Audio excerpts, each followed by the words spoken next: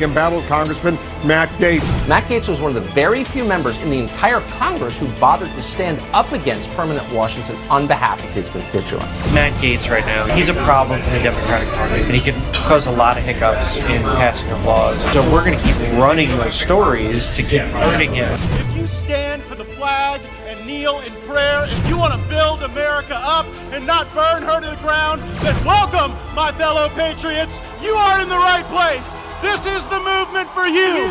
You ever watch this guy on television? It's like a machine. Matt Gaetz. I'm a canceled man in some corners of the internet. Many days I'm a marked man in Congress, a wanted man by the deep state. They aren't really coming for me. They're coming for you. I'm just in the way.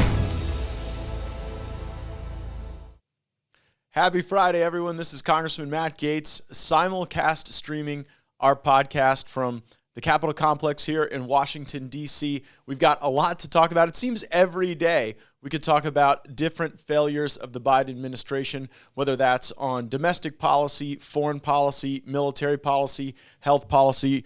We got the comments section going. A shout out to all the folks on Facebook who are letting their voices be heard. Jameson says that Joe Biden has just given us Obama's third term. That's quite something.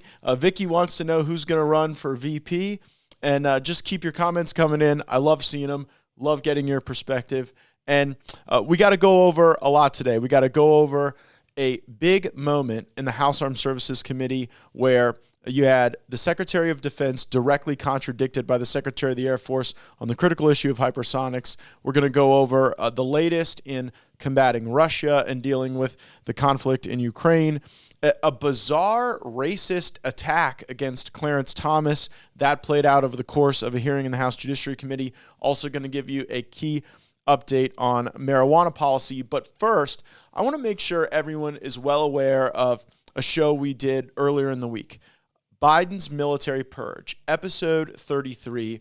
We talked to three terrific service members for the United States Armed Forces, two Air Force folks, one medical doctor who's serving in the Army, and one of the individuals, Captain Jordan Carr from the Air Force. She created a Twitter account to try to share the content from that interview, to create a platform for people who wanted information about how our military is dealing with these mandates. And almost within 24 hours of her being less than 7 hours, I'm hearing from our staff, she's on Twitter.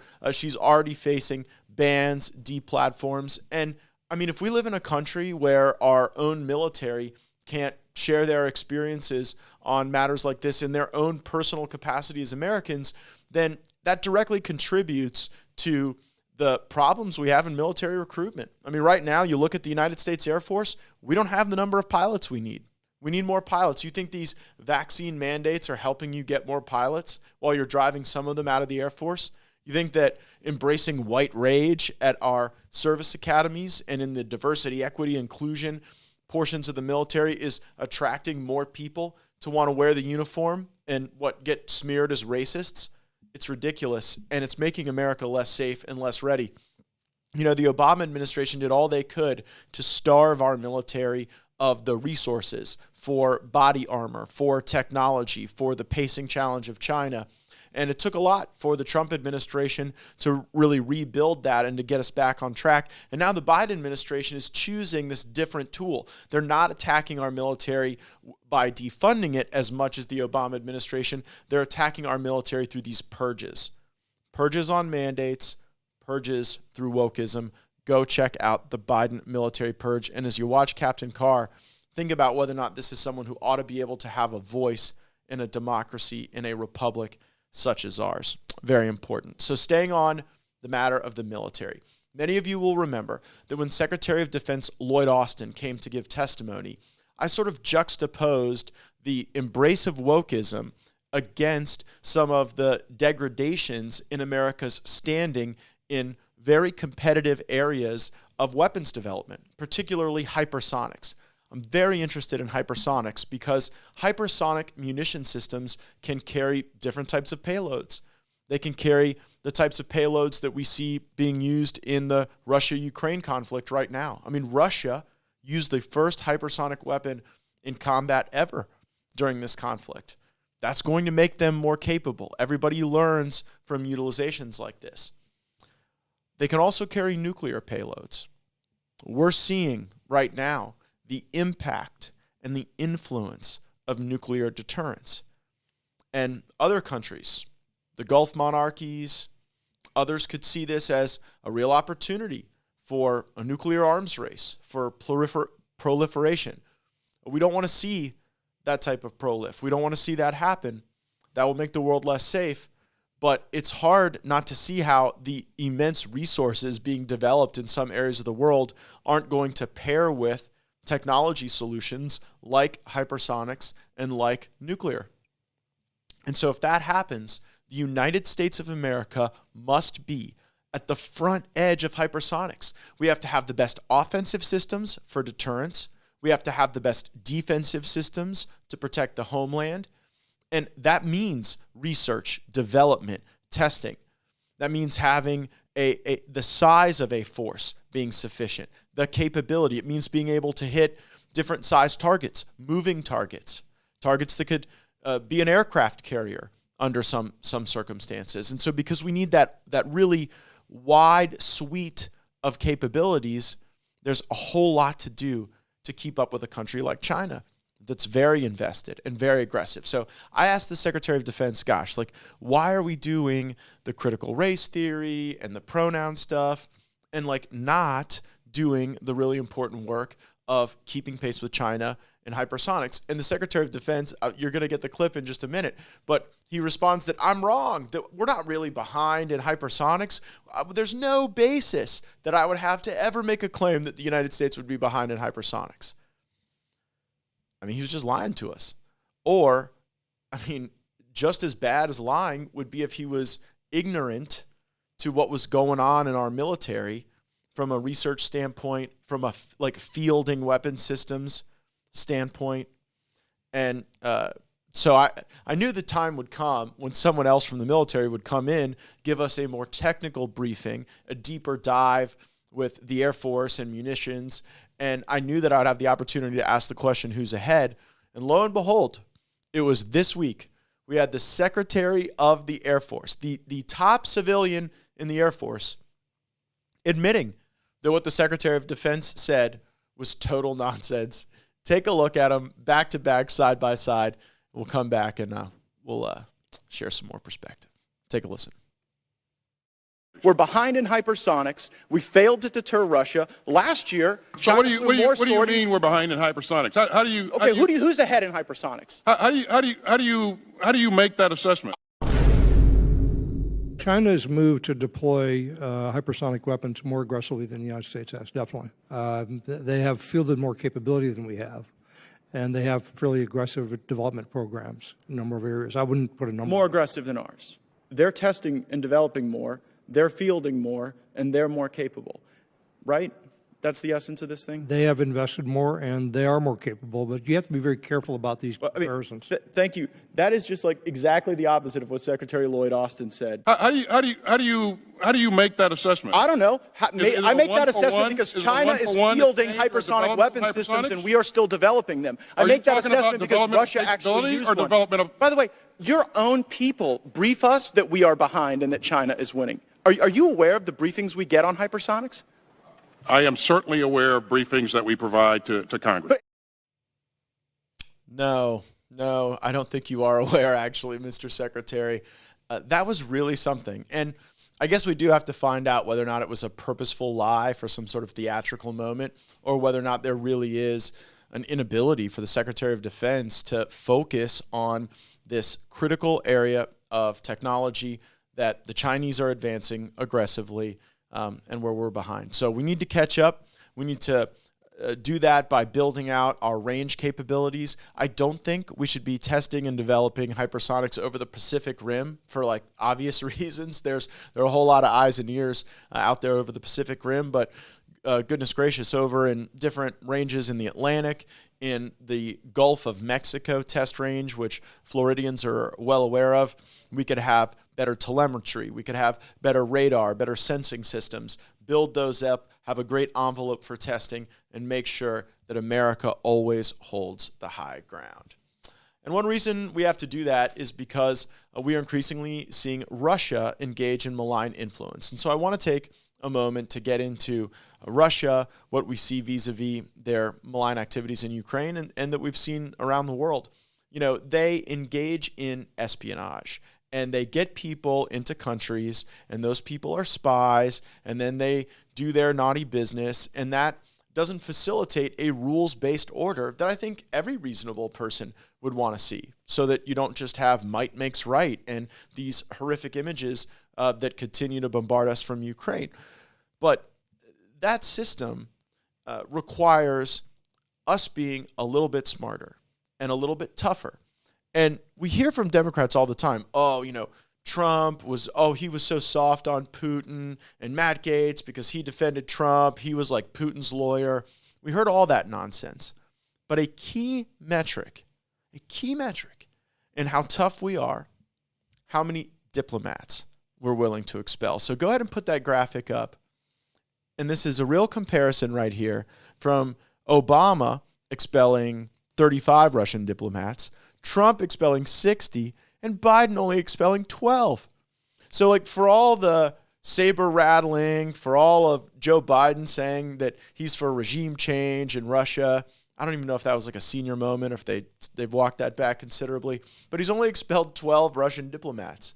And so maybe like before we're interested in getting Russia out of Ukraine, we ought to be interested in getting Russia out of the United States, where they could be harming our businesses, setting up cyber attacks that would impact quality of life here in America.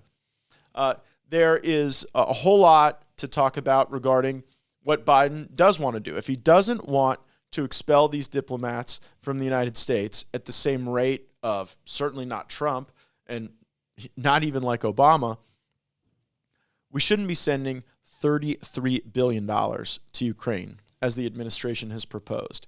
And I really see this as a circumstance where like cash is finding its way to a money laundering mecca. And Ukraine, before this conflict, was widely known as a place where a lot of people went to wash their ill-gotten gains. And so since that infrastructure of money laundering is well established and set up in Ukraine, you now see, based on this conflict, the desire for some in D.C. to send $33 billion in all kinds of different forms, in weapons, in food, in cash. And that's really troubling to me, especially when I think about how hard we had to work to get any real money for our own border, for the wall. When we wanted the resources to go out there and protect American families and the American economy and American national security, the Democrats put us through the ringer on it. And now we're just going to, like at the snap of a finger, send $33 billion to Ukraine. I held a telephone digital town hall meeting last evening. We've got that link available on Rumble. And you can see the constituents I represent in Northwest Florida, to the tune of like greater than 80%, are not on board with this notion of just sending unlimited resources, seemingly, to a government that we certainly want to win. We want Ukraine to win and we want Russia to lose, but at what expense? Also, there was a vote this last week on whether or not the money and assistance we supply to Ukraine should ever be paid back. Now, there are a lot of Russian oligarchs out there with a lot of assets, and I actually voted for legislation that would facilitate the seizure of those assets for the benefit of Ukraine. I think that's reasonable. If Russian oligarchs are supporting Putin, he's engaged in this brutal war, maybe they ought to be a part of repaying Ukraine or helping to rebuild Ukraine more than, say, other folks like us, like my constituents in Northwest Florida. So I'm for seizing the Russian assets and seizing the assets of the oligarchs. What I'm not for is saying that there's a blank check for Ukraine aid and that we would never expect payback. Now, down the road, it might be part of a global deal. It might be part of some circumstance to get a resolution that stops violence for us to say that we're going to forgive debt. But why at this point would we go out there and say, no matter what weapons, no matter what aid, America, we don't want to be paid back? That just seems foolish. That doesn't seem like what your leaders should be doing to represent you. I'm shocked that almost all the Republicans are like clawing over one another to vote for any bill that makes them look anti-Russia and pro-Ukraine. But I believe that Americans actually deserve discerning leaders who will read and review the bills and the legislation and evaluate their second and third order effects. You know, as bad as the Russia-Ukraine conflict is, I don't think that Americans should be shouldering suffering for it, whether it's the farmers that are seeing fertilizer increase, whether it's people who drive to and from work, sometimes farther distances, just getting crushed by gas prices. When you see the price of your grocery cart, when you check out at the supermarket, you know, I don't think that Americans should be shouldering that burden. And there are smart ways to do this by putting pressure on Putin and the oligarchs. But the notion that we're going to flood Ukraine with cash and weapons for anyone that's willing to shoot at a Russian, I mean, didn't we do that in Afghanistan? Wasn't the American posture in Afghanistan essentially, if you're willing to shoot at a Russian, we'll give you all the arms, all the weapons, all the aid, and we'll never look back? And that didn't exactly turn out well for us in the long run. So we can be more discerning, we can be smarter, and we can still be tough on Russia. And I think that that certainly we need to have strong Republican opposition to this Biden plan for the $33 billion. Much more on Russia to come. I do have to shift gears a little bit here and go to what happened in the House Judiciary Committee with racist attacks on full display against Clarence Thomas. First, I'm going to go to the comments section. Alex says, thank you, Mr. Gaetz. Margaret says, I do not believe in Brandon. And Sherry said that watching the show and seeing our perspective has helped give her hope. And we do want hope because we can make this stuff better, but we have to get down to some of the root causes for the pain that our fellow Americans are feeling and how that's directly linked to the policy choices of the Biden administration. So back to the House Judiciary Committee. You see a very coordinated, well-funded effort to destroy Clarence Thomas as the result of views held by his spouse. I mean, sometimes you can't even make this stuff up. But what Democrats know is that they're way overreaching on the mandates, on the medical tyranny, on the January 6th committee, with what they've done with a lot of January 6th defendants, with the utilization of the national security apparatus to target a political movement they fear. And what they're trying to do is clear the decks on the Supreme Court for one of America's greatest public servants, Clarence Thomas. I think Clarence Thomas is my favorite member of the court.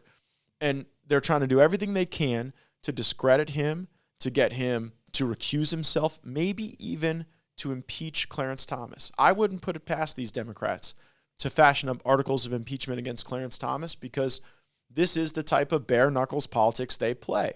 When they can't win by smearing Clarence Thomas in his confirmation hearings, when they can't win against Gorsuch or with their terrible smears against Kavanaugh, well, they just go to the next opportunity to try to destroy someone, to try to remove them, to try to seize that power for themselves. And so that's what's on display with Clarence Thomas. And what I found interesting and what this hearing revealed is that Bennie Thompson, the Democrat chairman of the Homeland Security Committee, the Democrat chairman of the January 6th committee, actually launched a racist trope at Clarence Thomas. Take a listen to what we learned.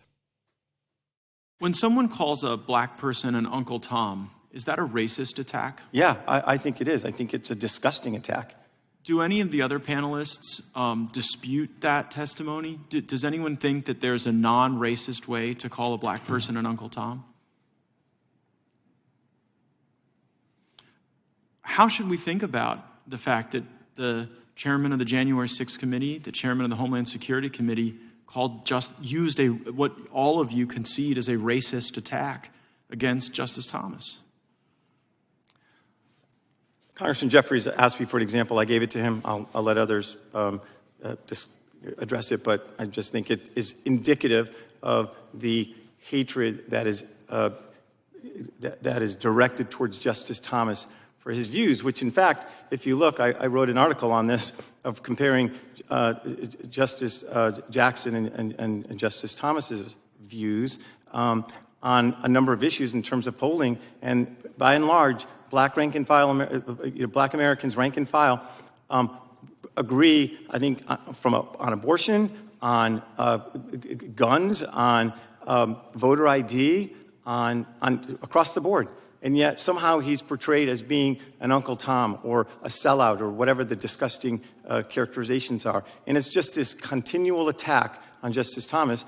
And thank God he's had the backbone to never bend in the face of these attacks. And I think this hearing today is a continuation of that. Everyone's focused on Justice Thomas. And let me just address the January 6th case, where that case has to do with executive privilege over internal White House documents between the president and his closest advisors. They have nothing whatsoever to do with Ginny Thomas's communications with Mark Meadows. Those wouldn't be covered by executive privilege. So Justice Thomas was voting on a document, on documents that were not at all related to his wife. So, that's why I say up until this point, there could be cases down in the future, as every justice does. When the case comes before the court and they look at the litigants, they look at the parties, they look at what's at issue, they decide whether they recuse. So that I understand your testimony, you believe it's a racist trope to designate Justice Thomas as uniquely unintelligent or persuadable. You believe it's a racist trope to call him an Uncle Tom, and you believe that this committee is a continuation of that effort. Yes. And I believe it started when he first came to town in 1980. On joining the Reagan administration. Let's hope it ends. I yield back. Wow. What the cameras didn't show there is that on that panel, you had people that were white and black. You had witnesses that were called by the Democrats and witnesses that were called by the Republicans. And it's undisputed that Bennie Thompson, who is himself black, called Clarence Thomas an Uncle Tom.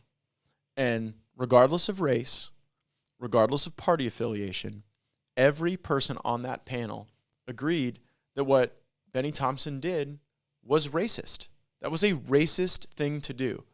And it aligns with these other tropes that they've intended to use against Clarence Thomas. So I was glad to be there to ripen the testimony of the witnesses that were able to bring into sharp relief the effort that is truly underway and how important it is that we stand with Clarence Thomas, that he preserve his seat on the court, and he have the opportunity to issue important rulings on the matters of the day. So you're joining us here on Firebrand Live. I'm in my Washington office. We're simulcast streaming on Getter, Twitter, Facebook, Instagram, YouTube, Rumble. We hope you subscribe, and you've got to have the notifications turned on, because here's the thing about doing a live show out of our congressional office. You never know when Nancy Pelosi is going to call a vote. We oftentimes have hearings that run during the day, so we're trying to squeeze in these important reports direct to you without the filter of the mainstream media at every opportunity we get. But sometimes it might be, at 11 o'clock or noon. We try to keep it around noon, but look, they could push later into the afternoon. And if you want to get the live action, if you want to know exactly what's happening here, I will tell it to you. But you're going to have the notifications turned on. You want to be subscribed. And if you're one of our listeners, leave us that 5-star rating. Give us a comment or review. Tell us what you think of the show and what you'd like to see us talk about. It always helps more people get our content. Some content that is not coming out of the Biden White House is marijuana reform. And so I want to take a moment to really highlight an important study that might give us a lot of information about value for adult use laws as an alternative to Big Pharma. So last week, Shyam Raman, who's a doctoral student at the Cornell Jeb E. Brooks School of Public Policy, and Indiana University doctoral student Ashley Bradford published their research in Health Economics. That research finds that recreational marijuana access reduces demand for prescription drugs. Bad news for Big Pharma. And while the impacts of substituting cannabis for prescription drugs have been examined in states with medical cannabis laws, this study is different because it considers the effect that cannabis substitution has in states with fully recreationally legal adult use laws. Doctors and the medical system are, in my opinion, the safest way to administer and consume any medication. However, this study shows and illustrates that in the absence of available research over the last decade, individual behavior, self-medicating, individual agency, it's been sufficient enough to replace the imperfect prescription drugs that in many cases are addicting us and killing us at a far higher rate than marijuana ever could. And so the study used quarterly data from all Medicaid prescriptions from 2011 to 2019 to investigate the effect of state-level adult use recreational marijuana laws on prescription drug utilization. It found significant reductions in the volume of prescriptions with the drug classes that align with medical indications for pain, depression, anxiety, sleep disorder, psychosis, and seizures. The findings indicate that in addition to the lethal opioid crisis, cannabis is proving to be a medical alternative to prescription drugs for many other conditions. It occurs that this is safest when patients have legal adult use access to cannabis without the risk of big government's incarceration or prosecution.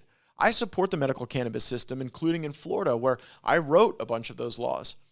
And in Florida, we stand to benefit from streamlined research grants at large scale to learn more and help more people unlock potential. However, the conclusion of this study, that recreational cannabis use is weaning people off of prescription drugs, it's just hard to ignore. Unfortunately, there's this tumultuous road ahead. Even with legitimate research and factual basis and evidence at hand, the cultural stigma hangover of the boomer era weighs heavy. Take a listen to this clip from a prior show. Opioids are prescribed principally as a chronic pain solution, right? Correct. The National Academy of Sciences issued a report in 2017 entitled The Health Effects of Cannabis and Cannabinoids. Are you familiar with that work product? No, sir. I'll quote from it. It says, there is conclusive or substantial evidence that cannabis or cannabinoids are effective for treatment of chronic pain in adults. Do you have any basis scientifically or from any evidentiary standpoint to disagree with that conclusion? Again, this is why I think we always talk about the research of the benefits of marijuana. So you support research into medical marijuana? We've said that all along, that we support the research of marijuana. And after you implemented a rule in August of 2016, pushing the Department of Justice to create more research-based cannabis, they haven't issued any more of those permits, have they? Or haven't granted any? So they haven't been granted, but I think there's an important distinction that has to be understood. So when we put that rule out, it was in the efforts to help the research community. But if none of the research permits have been granted, how has it helped them? Because there is an issue with how we put that solicitation out or that rule out. So you're the acting administrator of the DEA. You cannot cite a single study that indicates that medical marijuana creates a greater challenge with opioids, and you're unaware of the studies, including studies from the National Academy of Sciences, that demonstrate that medical marijuana can be an acceptable alternative to opioids. Is that what I'm understanding? Yes. That was President Trump's acting head of the DEA, and it was just shocking to me that the people who have impact and influence over drug policy seem to be like purposefully ignorant of some of this research, and particularly the study I'm highlighting today. It's like now we live in a world where 37 states and the District of Columbia currently permit the use of medical marijuana with a prescription, while 18 states have this circumstance where there's adult use. It's regulated, but it's adult use even without the medical complex. So let's make it 50 states for both. I was one of 3 Republicans this month to vote for the MORE Act. I was joined by Congressman McClintock of California and Congressman Mast, my fellow Florida man from down on the Atlantic coast of Florida. And the MORE Act would have descheduled cannabis, making it federally not illegal to the same degree that it is today. That would have allowed states to be able to flourish under their system. It would have allowed expungement of criminal convictions for non-violent cannabis possession, among a number of other things. But best of all, the Congressional Budget Office says that this bill would actually reduce the deficit by $2.88 billion over the next 10 years. Deficit reduction through marijuana reform. Imagine that. So there are much larger priorities of the United States federal government than to go around arresting people for inhaling a plant material or even for self-medicating in some circumstances based on the data in this study. Oftentimes, folks are safely in the environment of their own homes. So the real issue here is Joe Biden's betrayal on marijuana. If you go to joebiden.com/Black America, as part of Joe Biden's fundraising website, you will see a page entitled Lift Every Voice, the Biden Plan for Black America.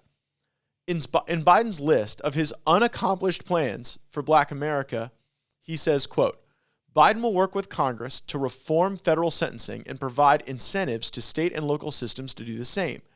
He will end once and for all the federal crack and powder cocaine disparity and decriminalize the use of cannabis and automatically expunge all prior cannabis convictions and end all incarceration for drug use alone and instead divert individuals to drug courts and treatment. Joe Biden, where are you at? The House has passed legislation that fits one of your presidential demands, and it's headed to a death in the Senate. And I'm here to remind you and Kamala, you're missing a critical moment for a policy accomplishment. Do what you said you would do, and by the stroke of the president's pen, we could have substantial marijuana reform in this country. Instead, unfortunately, Joe Biden is like a recalcitrant boomer on marijuana policy instead of reflective of the promises he made at joebiden.com/Black America. Thank you so much for joining us on Firebrand today on Friday. So next week, we've got a district work period, so might be a little while, but it gives you the opportunity to catch up on some of our other episodes. One of my very favorites, make sure you go back and watch Biden's Military Purge.